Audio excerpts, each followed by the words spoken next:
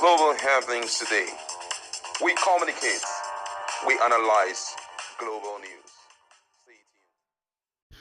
Hello, great people. Welcome back to our channel. The collaboration and the coming together of Northerners against Bola Tinubu has really intensified. And right now, they are getting ready for him come 2027. And it all started with Rufai. Atiku also wrote out the same thing, pinpointing some of the negativities that are in this current administration. But however, another very renowned Northerner have joined him, someone who had been in government, and he says he is partnering with Rufai and other persons to stop Bola Tinubu. Now, according to the news, the former secretary to the government of the Federation, Babachi Lawal, has declared that the North will never forgive President Bola Tinubu for the hardship caused by his economic reforms.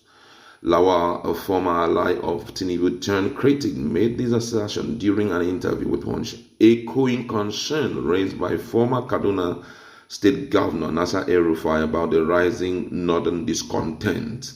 According to Lawal, the North feels betrayed by the impact of Tinubu's policies, which he described as nail-biting reforms that have worsened poverty and economic suffering across the region.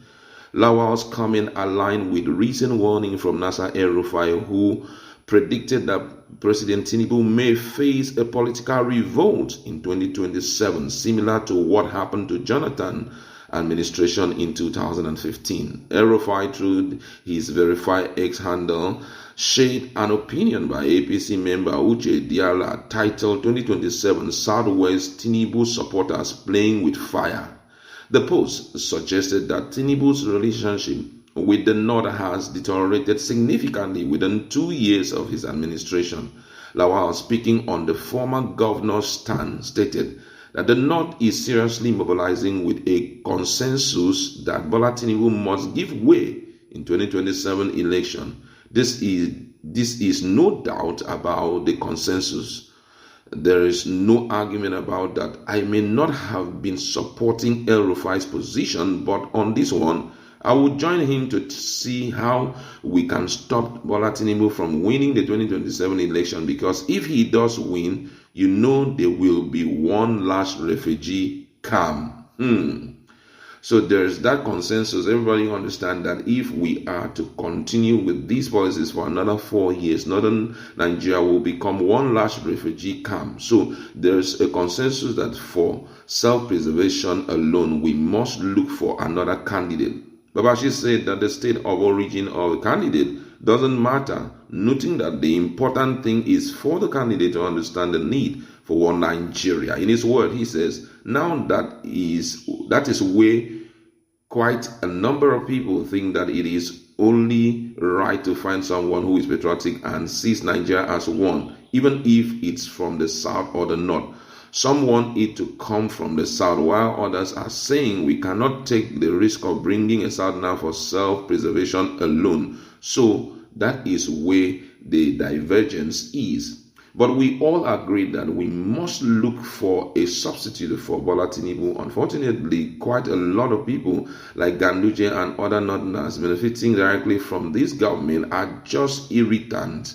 They are people who are talking to justify their position in this rogue government. So they are justifying their place in it, not caring what the other part of northern Nigerians are going through.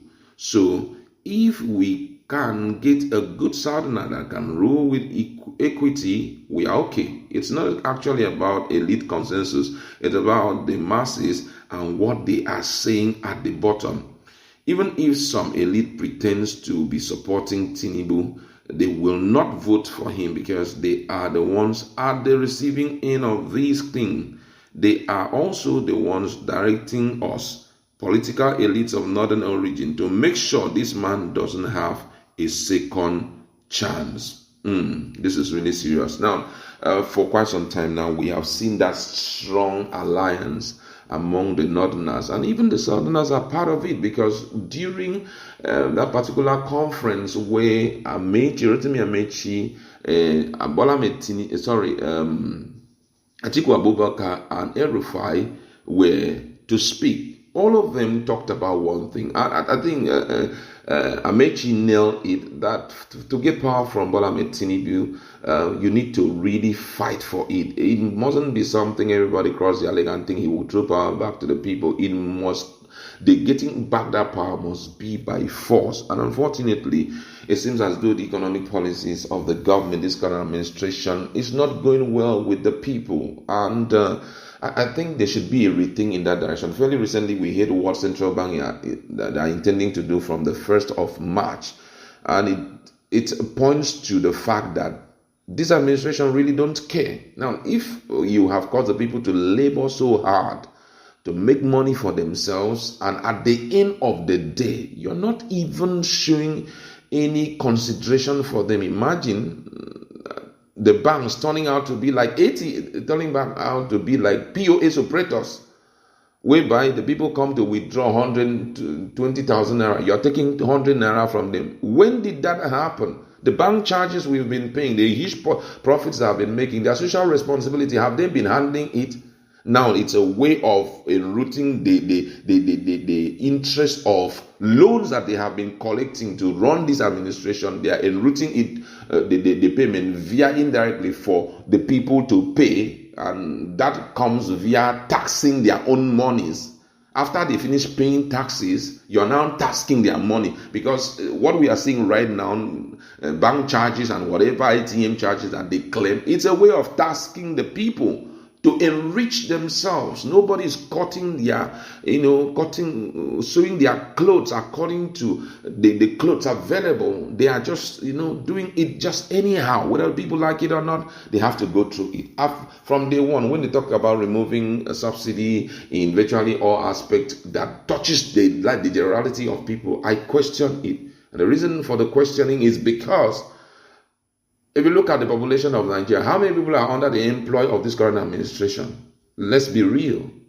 Starting from appointments or to those who are in the civil service, how many people, out of how many adults that are in, I can assure you it's not up to 10 million people that are under the employ of this current administration. So the only way you can touch the lives of the people is via subsidies, electricity subsidy, drug subsidy, petrol fuel subsidies, name them. That's the only way you can directly touch the lives of the people. But a situation whereby you just increase their salary and skyrocket everything. Okay, you have done all of this. The people went in and started laboring, looking inward. Now you have gone to their own account for every money that enters the account. This is out of place. For every money that enters from first, you see you're going to force them to pay 100 naira for withdrawing 20,000. So now banks are now POS operators. And what would the future look like? That's why we are seeing this level of consensus in the north. And the shocking aspect of it is that the south is going to join these guys, and it's going to be rough. I know that very close to that time, you start pushing out economic reforms that will, ameliorate the economic troubles Nigerians are going on. But guess what? It may not work. It may not work. Though Nigerians are always swift to forgetting their past, but this time around, it is too tough. Imagine, you came on board as the president of Nigeria with your so much economists and economic council that you have everywhere. Fuel moved from 200 and something. Today we are talking about 1,000. So I say it's free economy, giving free market. Everybody can put their price anyhow. Now look at telecommunication, electricity, name it. Now the big question is, what is that profound thing that you have done? Up till today, the only operational port in Nigeria is still Tinkan Island. It's still Lagos port. How about other ports in Nigeria? Okay, they say they push in money for the repairs of our refineries and all of that. It's still getting worse. The prices of fuel is still getting worse. So what's the essence of it? All of these will make the Northerners who are coming together to succeed at the end of the day. But the only prayer is, let them not roll out someone who is worse than this. That had always been our prayer. We'll leave it there. Let's be in our conversation and talk more.